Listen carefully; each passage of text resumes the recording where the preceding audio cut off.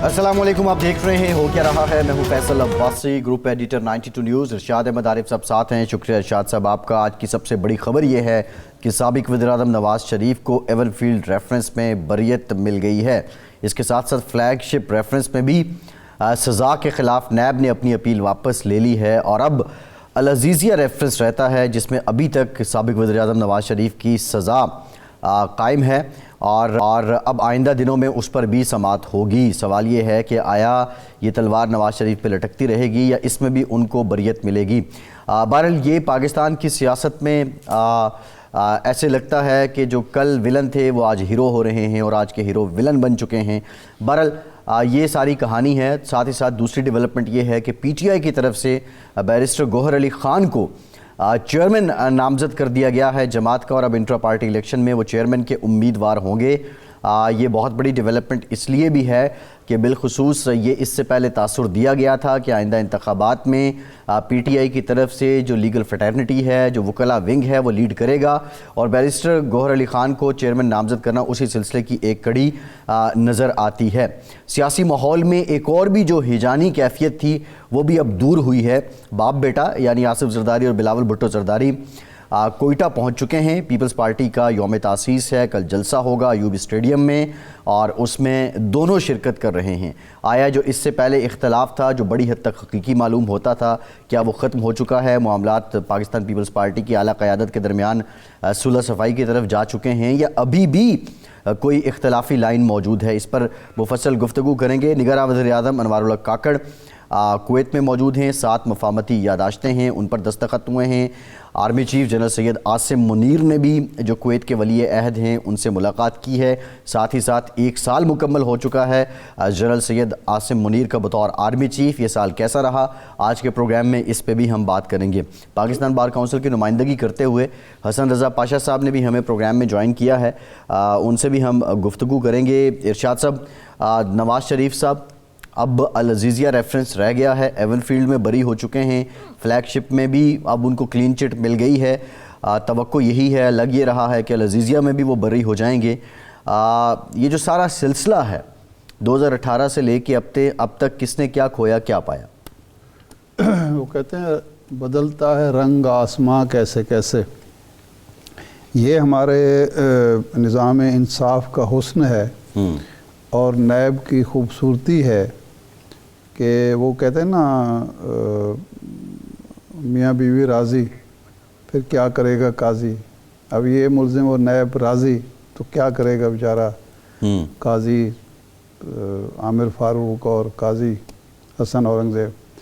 दिलचस्प बात ये थी ये मेरिट पे भी केस मियाँ साहब बरी हो सकते थे जो उनके वकला का दावा था, लेकिन यहाँ ये हुआ कि नैब की दिलचस्पी का ये आलम था कि जब जस्टिस हसन औरंगज़ेब ने पूछा नैब के प्रोसिक्यूटर से कि आप नोट्स ले रहे हैं, वो ऊँघ रहे थे, तकरीबन रिपोर्टर कहते हैं कि सो रहे थे। तो उन्होंने कहा आप नोट्स ले रहे हैं? तो उसने कहा हाँ जी मैं बिल्कुल ले रहा हूँ। उसने कहा आपके हाथ में कलम तो नहीं है, तो नोट्स किस चीज़ के ले रहे हैं?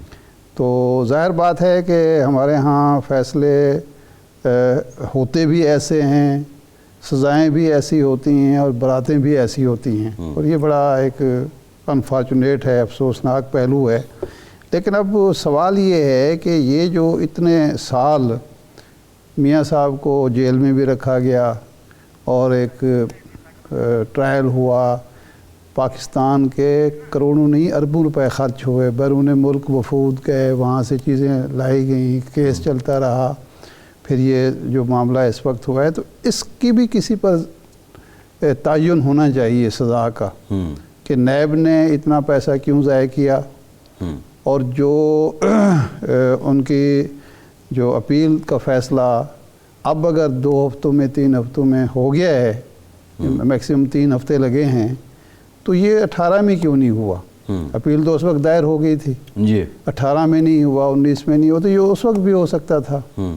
तो इस पर बहरहाल एक वकला की बिरादरी को भी सवाल उठाना चाहिए, मीडिया को भी सवाल उठाना चाहिए और ये मजाक अब ख़त्म होना चाहिए कि एक आदमी को आप सज़ा दे देते हैं और कई साल उसकी अपील नहीं सुनते और उसके बाद अचानक जो है جی وہ سارا کچھ ہو جاتا ہے. یہ کام پہلے بھی ہو سکتا تھا. اور یہ جو قومی وسائل ضائع ہوتے ہیں اس کا کسی کو جواب دہ ٹھہرانا چاہیے. کیا کوئی قانون ایسا ہونا چاہیے کہ جہاں غلط فیصلے ہوں پراسیکیوشن کی طرف؟ اچھا عدلیہ کا تو مسئلہ یہ ہے کہ اب ظاہر بات ہے کہ اگر مدعی ہی سست ہو تو گواہ تو چست نہیں ہو سکتا. عدالت از خود تو سزائیں نہیں دے سکتی یا برقرار نہیں رکھ سکتی. جب نئے پیچھے ہٹ گیا تو عدالت کے لیے تو راستہ کھل گیا ہے. تو میرا خیال ہے حسن رضا صاحب سے یہ پوچھتے ہیں کہ یہ جو بریت ہوئی ہے اور جس طرح سے جلدی میں نئے پیچھے ہٹی ہے، اس کو آپ ایک بطور وکیل ماہر قانون کے طور پر کیا دیکھتے ہیں؟ اور یہ جو تاخیر ہوئی انصاف ملنے میں میاں نواز شریف صاحب کو، اس حوالے سے آپ کیا سمجھتے ہیں؟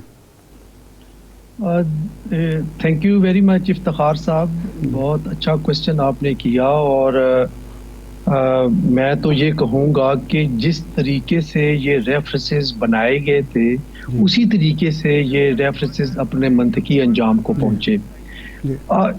بناتے وقت بھی میل آف آئی ڈی اپنی جگہ پہ موجود تھی. اور آپ دیکھیں کہ جے آئی ٹی ایک ہی بنی، اس نے ساری انویسٹیگیشن انکوائریز کی اور 3 ریفرنسز جو ہے وہ ریکمینڈ کیے. اور چمبے کی بات یہ ہے کہ تینوں ریفرنسز کا جو موڈ پوائنٹ تھا وہ ایک تھا کہ ان کے میاں نواز شریف صاحب کے جو اثاثے ہیں وہ ان کی آمدن سے زائد ہیں.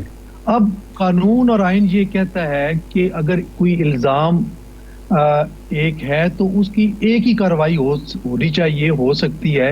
آپ متعدد ایف آئی آر یا ریفرنسز فائل کر کے نہیں کر سکتے. اینی ویز تینوں ریفرنسز چلے اور اس میں 2 میں سزا ہو گئی، 1 میں بری ہو گئی. اب سزا جس طریقے سے دی گئی اس وقت کی سپریم کورٹ کے ایک بینچ نے first time in history of Pakistan ہم نے دیکھا کہ سپریم کورٹ کے ایک جج مانیٹرنگ جج کی حیثیت سے انہوں نے ان ٹرائل کو دیکھا اور اس کو ڈے ٹو ڈے ہیئرنگ اس کی واچ کرتے رہے اور اپنی جو ہے وہ مشورے بھی دیتے رہے اور اپنی ڈائریکشن بھی دیتے رہے ٹرائل جج صاحب کو. پھر ٹرائل جج صاحب کے جو فیصلوں کے بعد جو چیزیں سامنے آئیں وہ بھی اپنی جگہ پہ کوسچن مارک ہے. ان کی ویڈیو مووی سامنے آئی، ان کی کلپ سامنے آئے، پھر ان کا بیان حلفی آیا. اس سے بھی نظر آتا رہا کہ یہ اس کیس میں کیا کچھ ہوا.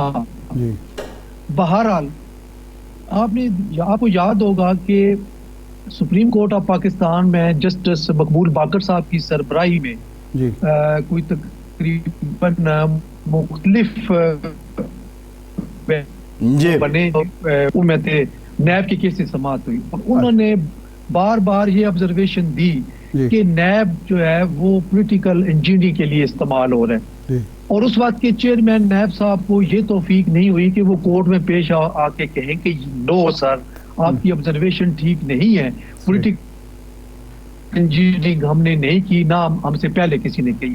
لیکن حقیقت یہ ہے کہ جب اس قانون کے خالق جو کہ ایک آمر تھے پرویز مشرف صاحب، انہوں نے جب یہ قانون بنایا تو ہم نے یہ دیکھا اور تاریخ اس چیز کی گواہ ہے کہ انہوں نے سب سے پہلے اس قانون کو مس یوز کیا اور الیکٹیبلز کو اپنے ساتھ ملایا اور ایک مسلم لیگ کاف کی حکومت بنائی. اس کے بعد جو مزید انفارچونیٹ جو کہیں گے ایکشن کہ جو بھی حکومت آئی وہ جمہوری حکومت کہلاتی ہے. پارلیمان نے کوشش نہیں کی کہ اس کو یا تو یہ کرتے کہ اس نیب کے ادارے کو اتنی امپاورڈ کرتے، انڈیپینڈنٹ بناتے کہ کوئی حکومتی عہدیدار یا ادارہ وہ ڈائریکشن نہ دے سکتا اور اس کی انٹرفیئرنس نہ ہوتی. نہ ہی انہوں نے یہ کوشش کی کہ پولیٹیکل انجینئرنگ کے استعمال کو اچھا پاشا صاحب جب بھی اقتدار میں آئے اس کو جی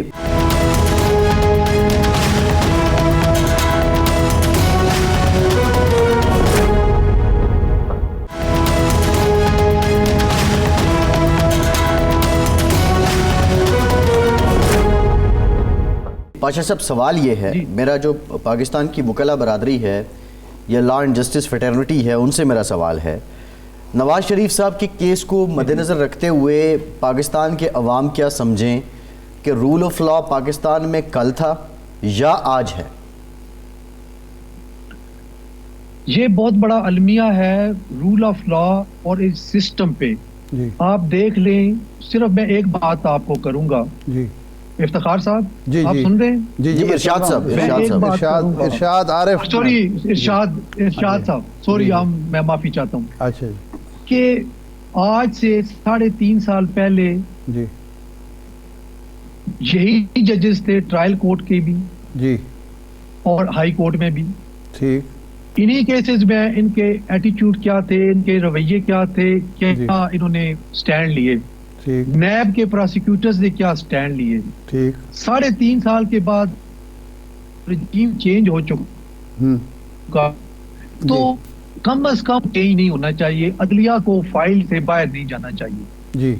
جی یہ سوال میرا عدلیہ کے ادارے سے بھی ہے جی کہ جب آپ یہ امپریشن بناتے ہیں جی. کہ 3.5 سال پہلے اسی کیس میں اسی ملزم اور اسی پروسیکیوشن کے سامنے جی رویہ اور تھا, اور جی. آج یکا یک یہ کیا تبدیلی آ گئی ہے کہ ہر چیز جو ہے پروسیکیوٹر بھی بیٹھ گئے ہیں اور عدلیہ کا مزاج بھی چینج ہو گیا ہے. تو یہ چیز جب رجیم چینج کے بعد عدلیہ جیسا ادارہ جی. وہ چینج ہو جاتا ہے تو یہ کوسچن مارک ہے اس ادارے پہ, اس کی ساکھ پہ اور اس کی پروسیڈنگز پہ.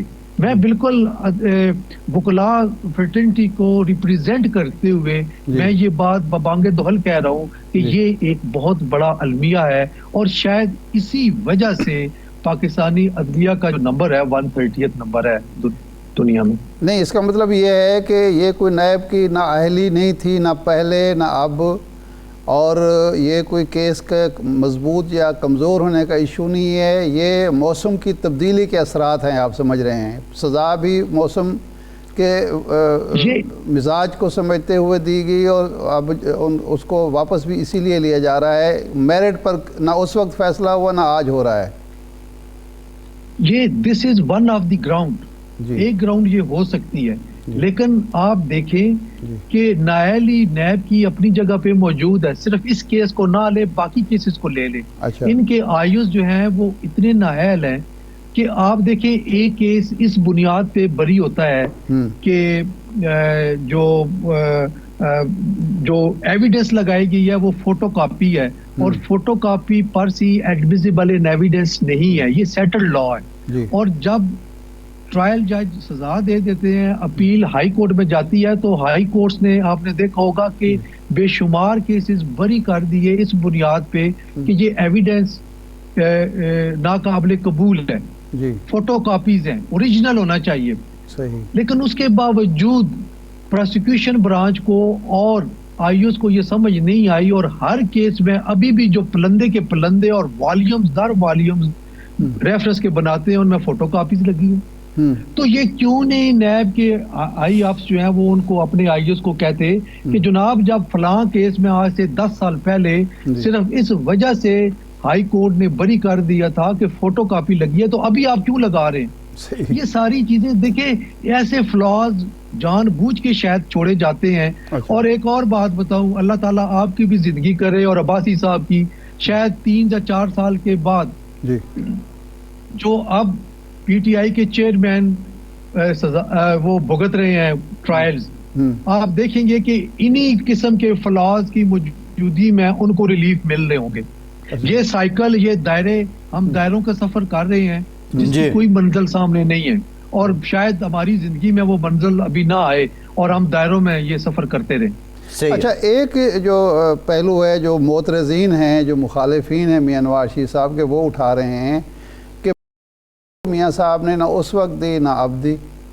جی, میں ایک بات بتاؤں, جو آج میں نے میڈیا سے ہی سنا کہ ان کے جو لیگل ٹیم ہے انہوں نے 2 کوسچنز بڑے ویلڈ اٹھائے ہیں. یہ نیب فیل ہوا پروو کرنے میں, اور دوسری جو سب سے امپورٹنٹ بات ہے جو کہ اسی میں آرگیو کی گئی ہے وہ یہ ہے کہ جو ایسٹس بیونڈ مینز والے جو ہے اس کے لیے ان کو یہ ثابت کرنا چاہیے تھا کہ میاں صاحب کی آمدن اتنی تھی, فرض کر لیں جی میاں صاحب کی 100 روپے ماہانہ آمدن تھی, اور جو اثاثے ہیں وہ 500 روپے کے تھے, تو ان میں جو تقابل کیا جانا تھا وہ یہ ضروری تھا کہ آمدنی یہ ہے اور یہ اس چیز یہ اثاثے اتنے کے ہیں. وہ تقابل کرنے کے لیے دونوں اماؤنٹس جو ہیں وہ نیب فیل ہوا ہے پروڈیوس کرنے میں ایویڈنس میں. نہ وہ ڈٹرمن کر سکا کہ میاں صاحب کی کتنی آمدن ہے اور نہ وہ یہ ڈٹرمن کر سکے کہ ان کے جو اثاثوں کی مالیت ہے وہ کتنی. صحیح ہے. اچھا پاشا صاحب یہ جو آپ نے فرمایا کہ شاید ہم اپنی زندگی میں نہ دیکھ پائیں, اب کوئی اصلاح بھی تو ہونی چاہیے. اس ملک کو چلانا ہے, اس قوم نے چلنا ہے, کسی قاعدے قانون کے تحت چلنا ہے. یہ جو جنگل کا قانون ہے یہ چلتا رہے گا تو ہم پاکستان پہلے کتنے مسائل کا شکار ہے, مزید مسائل اپنے لیے بڑھا رہے ہیں. اور دنیا میں ہماری کیا شہرت ہو رہی ہے, ہماری عدالتوں کی, ہمارے لیگل پروسیس کی, ہمارے تفتیشی اداروں کی.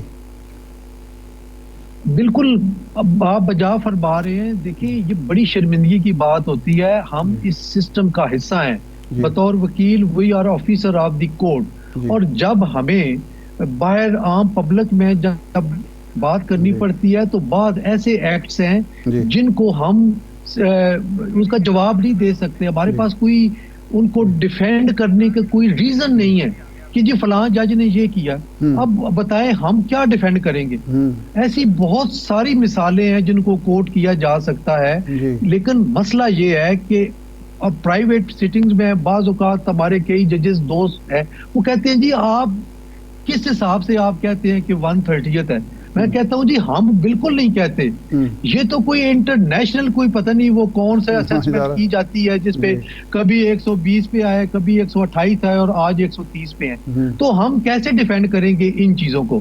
جیسے ایک بڑی اہم بات پہلے کی ہے اور at the cost of repetition میں کر رہا ہوں کہ رجیم چینج ہونے کے بعد عدلیہ جیسے ادارے کو کی سوچ اور فکر کو چینج نہیں ہونا چاہیے. This is what I am seeing. اچھا حسن صاحب یہ بتائیے گا, اب پی ٹی آئی کے جو نامزد چیئرمین ہیں بیرسٹر گوہر علی خان آپ کی فریٹرنٹی سے ہیں, اور آپ نے رجیم چینج کا ذکر بھی کیا ہے. اس کے بعد جس طرح بہت سی کیمپینز رہیں, عدالتیں رات کو کیوں کھلیں, پھر ایک وقت میں عدالتیں اچھی ہو جاتی ہیں اگر حق میں فیصلہ آ جائے. کوئی بھی سیاسی جماعت ہے, ہم بات کر رہے ہیں, توقعات کیا ہیں بیرسٹر علی گوہر خان سے آپ کی؟ اور کیا ہاں اس میں یہ شامل کر لیں کہ کیا یہ جو سزا معطل ہوئی ہے اس کے باوجود انٹر پارٹی الیکشن میں حصہ نہیں لے سکتے تھے عمران خان؟ ہاں جی, میں پہلے آپ کا میں جواب دوں گا کہ سزا سسپینڈ ہوئی ہے, سیٹ اسائیڈ نہیں ہوئی, یعنی کہ بریت نہیں ہوئی. اگر بریت ہوتی تو پھر خان صاحب, اور یہ انہوں نے اچھا فیصلہ کیا ہے بجائے اس کے کہ پارٹی کو اور مصیبت میں ڈالتے, پارٹی کے ورکرز اور ان کے جو سپورٹرز ہیں ان کے لیے مسئلے مسائل بنتے. تو میرا خیال یہ ہے کہ رائٹ ٹائم پہ رائٹ ڈیسیژن ہے, چونکہ وہ نہ تو کسی پبلک عہدے کے لیے اس وقت الیکشن لڑ سکتے ہیں اور نہ ہی پارٹی کے الیکشن. یہی انالوجی آپ دیکھیں کہ میاں نواز شریف صاحب بھی اسی وجہ سے پارٹی صدارت سے بھی علیحدہ ہو گئے تھے اور میاں شہباز شریف کو بنایا گیا تھا. جہاں تک گوہر علی خان کا تعلق ہے, میں آپ کے اس چینل کی توسط سے, آج کے پروگرام کی توسط سے میں ان کو اپنی مبارکباد پیش کرتا ہوں. اور یہ میں سمجھتا ہوں کہ یہ لائرز فریٹرنٹی پہ یہ اعتماد ہے کہ انہوں نے وکلاء پہ اعتماد کیا اور ایک اچھے شخصیت کو جو ہے وہ چیئرمین کے لیے نامزد کیا. وہ کہ یہ ایک فار دا ٹائم بینگ ہے, ادروائز بھی ہی از کمیٹڈ پرسن. آپ دیکھیں کہ جب پارٹی پہ کوئی بندہ میڈیا پہ آ کے سپورٹ کرنے کے لیے تیار نہیں ہے, سارے جو جنہوں نے انجوائے کیا 3.5 سال پی ٹی آئی کی حکومت میں, وہ سارے اپنے اپنے بیان دے کے چھوڑ کے چلے گئے. تو lawyers come is come P T I کے چیئرمین کے ساتھ کمیٹڈ رہے, ان کے ساتھ رہے, جس میں بڑا نام گوہر علی خان صاحب کا ہے. اور گوہر علی خان صاحب نے ہر پلیٹ فارم پہ, میڈیا پہ, ہر جگہ پہ ان کو ڈیفینڈ کیا. تو میں سمجھتا ہوں کہ یہ بہت اچھا فیصلہ ہے, اور اس پہ یہ لائرز فریٹرنٹی پہ ایک اعتماد کی جو فضا بن رہی ہے, میں اس کو اپریشیٹ کرتا ہوں. جی ٹھیک, بہت شکریہ حسن رضا پاشا صاحب آپ کے وقت کا. ایک بریک کے بعد مزید بات کریں گے, ہمارے ساتھ رہیے.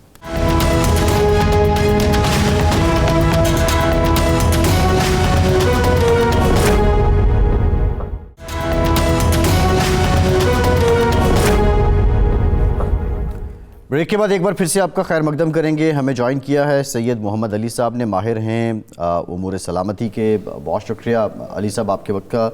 علی صاحب بنیادی طور پہ یہ بتائیے گا, یہ جو گلف کنٹریز کا پرائم منسٹر کا دورہ ہے, UAE کے بعد پھر وہ کویت میں 7 مفاہمتی یادداشتیں ہیں جن پہ دستخط کیے گئے ہیں. پاکستان کی ظاہر ہے ڈائریکٹلی پروپورشنل ہے سیکیورٹی اینڈ اکانومی, تو پاکستان کی معیشت کے لیے کتنی امید روشن ہوئی ہے اور پاکستان میں کتنی سرمایہ کاری آئے گی؟ بہت شکریہ جی. دیکھیں یہ اس وقت پاکستان کی قومی سلامتی میں معاشی چیلنجز جو ہیں وہ سب سے زیادہ اہمیت کے حامل ہیں, آپ بھی جانتے ہیں, اور اس کا تعلق جو ہے جو ہماری بین الاقوامی مالیاتی ادارے خصوصاً IMF کے ساتھ جو کمٹمنٹس ہیں اس سے بھی ہے کہ جو ارینجمنٹس ان سے نیگوشیٹ کی گئی ہیں اس میں پاکستان کے اوپر یہ ذمہ داری عائد ہوتی ہے کہ وہ ایک تسلسل کے ساتھ سگنیفیکنٹ جو فورن انویسٹمنٹ ہے اس کا سلسلہ جاری رہے. تو اسی حوالے سے جو ہے میں سمجھتا ہوں جو ہماری معاشی سفارتکاری ہے اس کے حوالے سے یہ بہت اہمیت کا حامل ہے یہ دورہ. اور جس طرح ابھی وزیر اعظم اور آرمی چیف متحدہ عرب امارات گئے تھے اور اب وہ کویت پہنچے ہیں, تو میں امید کرتا ہوں کہ یہ بہت سگنیفیکنٹ اور بارآور ثابت ہوگا, اور اس کے ذریعے نہ صرف یہ بھی اعتماد کا اظہار ہوتا ہے کہ بین الاقوامی برادری پاکستان کی سیاسی ماحول اور جو گورننس کا نظام ہے اور ساتھ ہی ساتھ جو انویسٹمنٹ کی سیکیورٹی ہے اس پہ بھی اعتماد کرتی ہے. اسی کے نتیجے میں یہ ثمرات اب بتدریج حاصل ہو رہے ہیں. محمد صاحب آپ یہ کہنا چاہ رہے ہیں کہ یہ ملٹری ڈپلومیسی کا ایک مظہر ہے, کیونکہ پہلے بھی یہ ملک بھی موجود تھے, ہم بھی موجود تھے, ہمارے جو وسائل ہیں وہ بھی موجود تھے, لیکن اس طرح کے بڑے MOU سائن نہیں ہوئے. اور 1 سال جو مکمل ہوا ہے, 1 سال کے عرصے میں جو سب سے بڑی اچیومنٹ لگتی ہے کہ وہ SIFC کی جو تشکیل ہوئی جس نے یہ سارے پروجیکٹ اور پلانز بنائے. تو اس ایک تو کام ہو گیا, MOU سائن ہوئے, لیکن سب سے بڑا سوال یہ ہوتا ہے کہ یہ MOU ہے جو اب باقاعدہ ایک ایگریمنٹ کی شکل کب تک اختیار کریں گے, اور یہ کام نگران حکومت کرے گی یا اس سے اگلی حکومت جب آئے گی. تو ہم نے ماضی میں دیکھا پرویز مشرف کے دور میں, ضیاء الحق کے دور میں, کہ جو کام ایک حکومت کر کے جاتی ہے اگلی حکومت جو منتخب ہوتی ہے آتے ہی اس کو پیچھے پھینک کے نئے منصوبے اور نئے پلان لے کر آ جاتی ہے. تو یہ کس قدر سسٹینیبل ساری پالیسیز ہیں؟ بہت اہم سوال کیا آپ نے. دیکھیے یہ بات یقیناً جو ہمارے دوست ممالک بھی ہیں, چین ہوں یا عرب دوست ہوں ہمارے, ان کے لیے بھی کسی حد تک تشویش کا باعث رہا ہے 3 اعتبار سے. جو آپ نے بھی بات کی کہ پالیسیز کا تسلسل, دوسرا گڈ گورننس اور فیسیلیٹیشن, اور تیسرا پاکستان میں معاشی اور سیاسی استحکام. لیکن آپ اس بات سے اتفاق کریں گے کہ پچھلے چند ماہ کے دوران ان تینوں شعبوں میں آپ کو ایک واضح ایک تسلسل کے ساتھ پیش رفت دکھائی دی ہے, جس سے اس بات کا اعتماد کا اظہار ہو رہا ہے چین کی جانب سے بھی, اور جو ہمارے عرب بھائی ہیں ان کی جانب سے بھی, کہ وہ پاکستان کی داخلی سلامتی, پاکستان کی پالیسیز کے تسلسل اور پاکستان کی بہتر ہوتی ہوئی گورننس کا نظام, خصوصاً SIFC کہ اب ان کو 35 اداروں سے ڈیل نہیں کرنا, اب وہ ایک ون ونڈو آپریشن کے تحت اپنی انویسٹمنٹ کو سیکیور اور ٹرانسپیرنٹ طریقے سے نہ صرف سیکیور کر سکتے ہیں بلکہ جلد اس کے ثمرات بھی حاصل ہو سکیں گے. تو میں سمجھتا ہوں کہ بتدریج ہمارا جو گورننس کا نظام جیسے جیسے بہتر ہوگا, سول ملٹری تعلقات یقیناً بہت اہمیت کے حامل ہیں. فوج کا کردار اس لیے بھی امپورٹنٹ ہے کہ وہ ایک ریاستی ادارے, ایک بااختیار اور ایک امپورٹنٹ اور ایک رسپیکٹیبل ریاستی ادارے کی جو سپورٹ ہے وہ بھی ان شکوک و شبہات کو بین الاقوامی برادری کے جانب سے دور کرتی ہے, جو کہ پالیسیوں میں کئی بار جو تبدیلی کی جاتی ہے اس کے حوالے سے ان کو پہلے رہی ہے.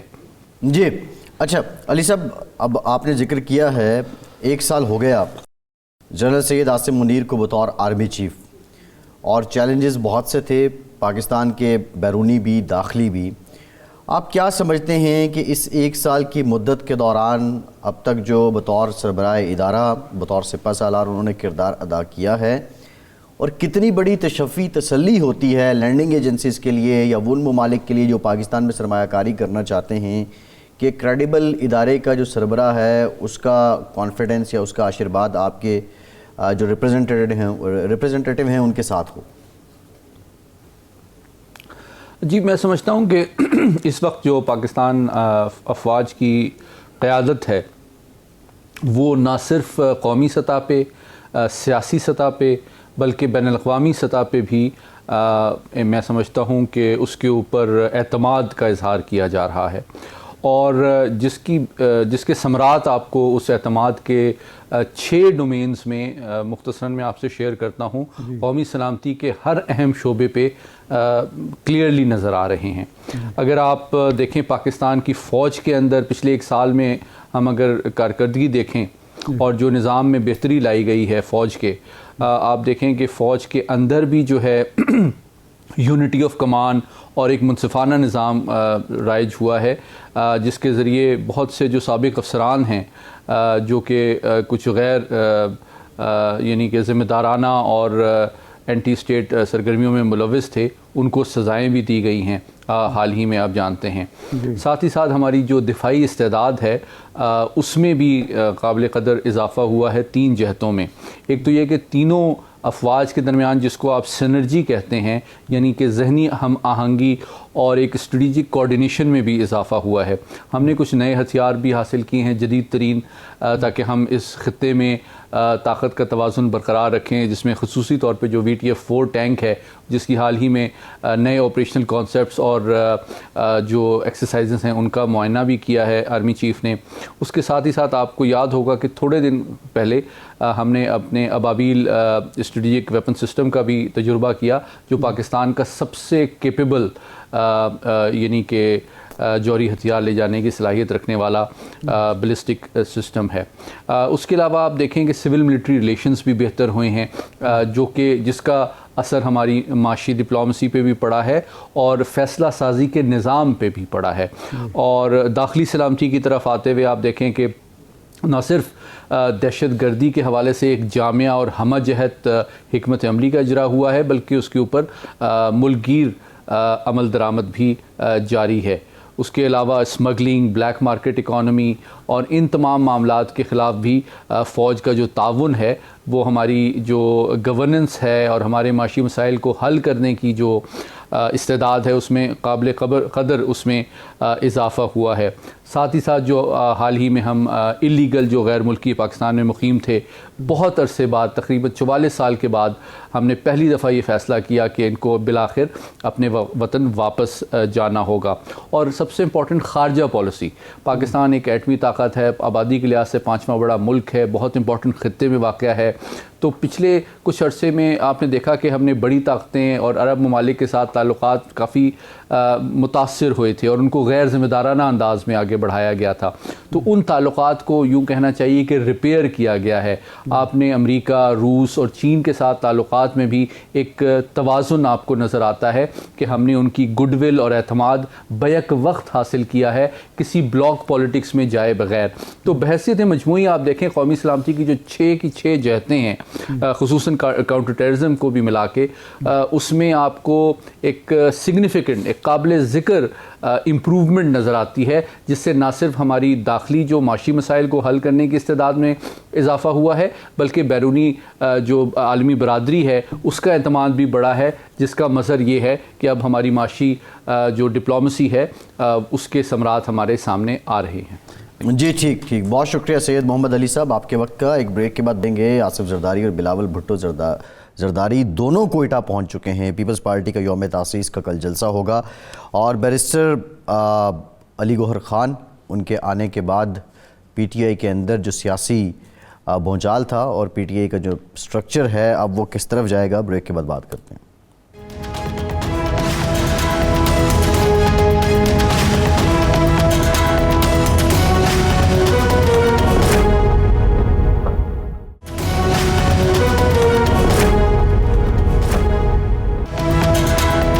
ब्रेक के बाद एक बार फिर से आपका खैर मकदम करेंगे। इरशाद साहब, बैरिस्टर गौहर अली खान PTI के नामजद चेयरमैन, और सिग्निफिकेंस ये है, इससे पहले भी ये ख़बरें, ये इत्तलात आ रही थी कि PTI की शायद पॉलिसी ये है कि आइंदा इंतखाबात में उन्होंने बड़ी हद तक वकला को टिकट देनी है या ख़वातीन से नुमाइंदगी करवानी है। क्या बैरिस्टर गौहर अली खान की नामजदगी इसी सिलसिले की कड़ी है?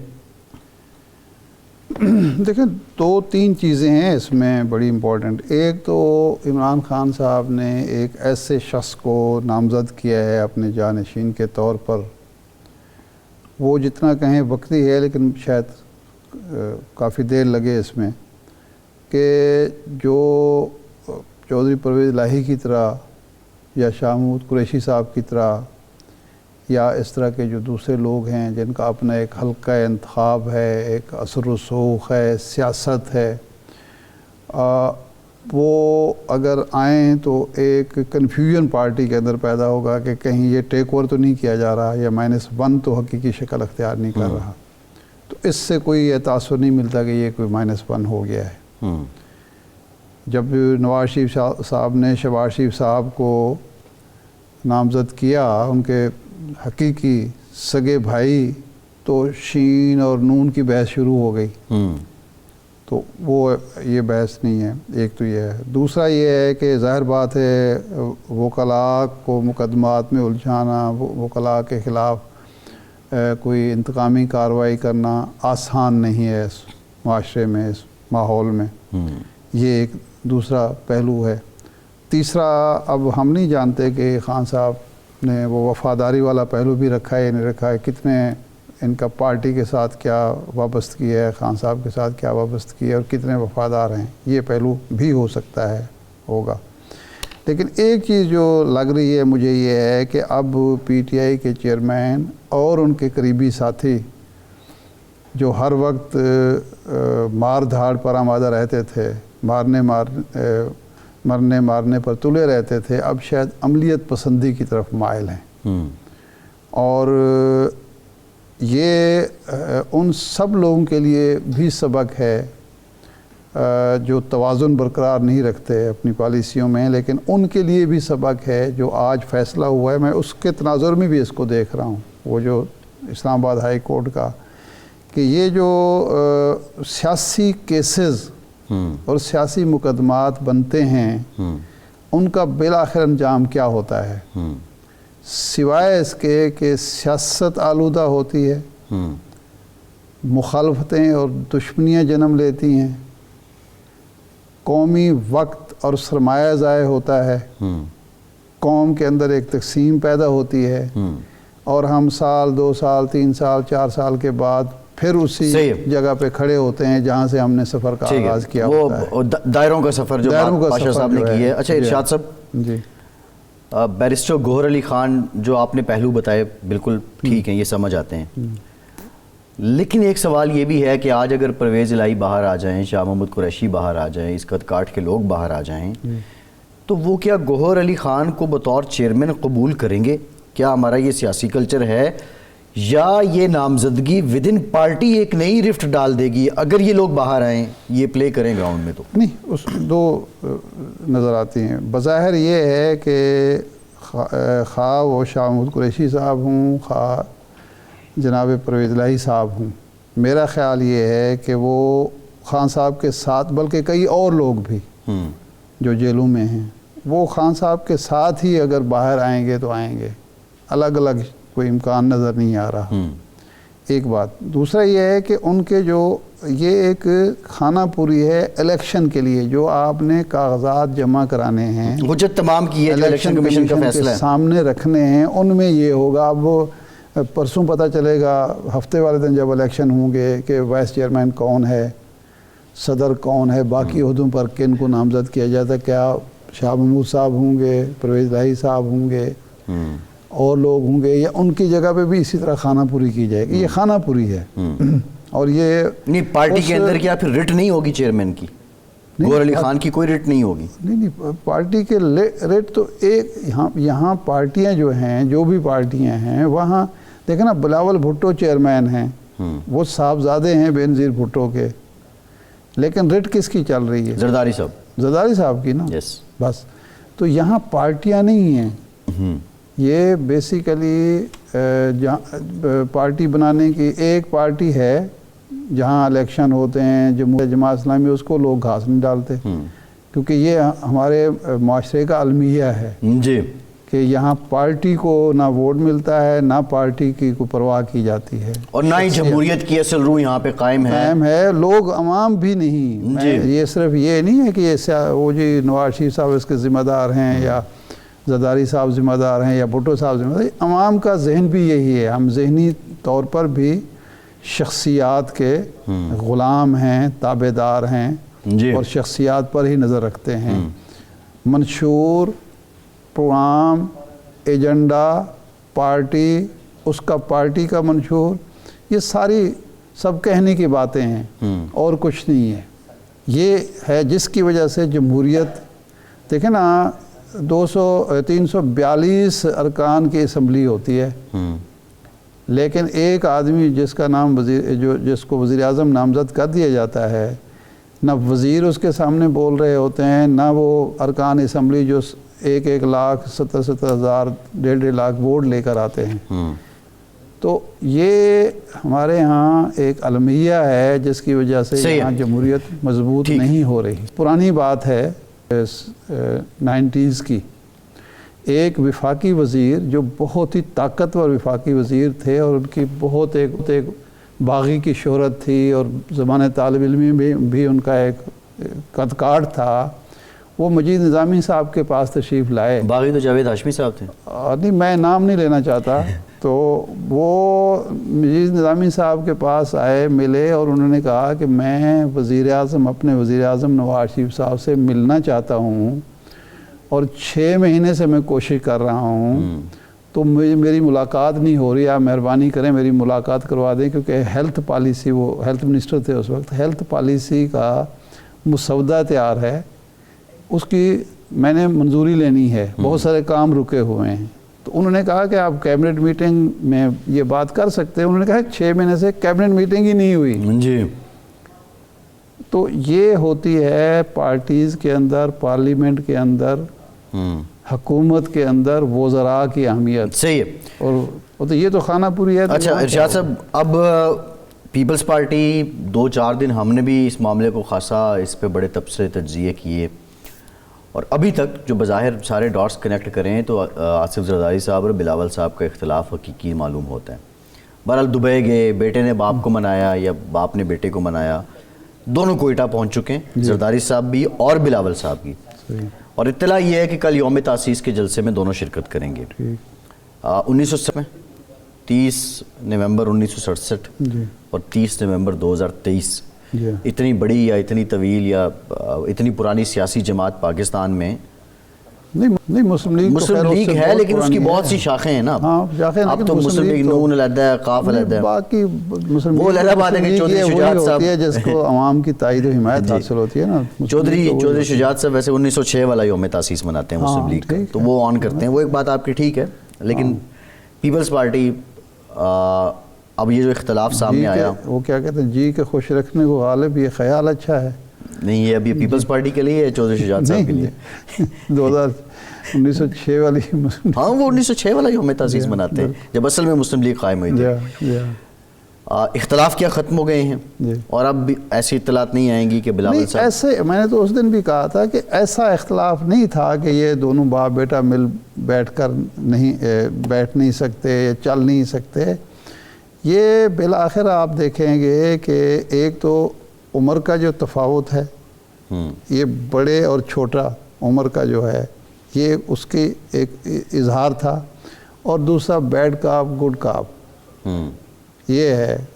بلاول صاحب بہرحال جوان ہیں، نوجوان ہیں، وہ چاہتے ہیں کہ نئے خطوط پر پارٹی کو آگے بڑھایا جائے۔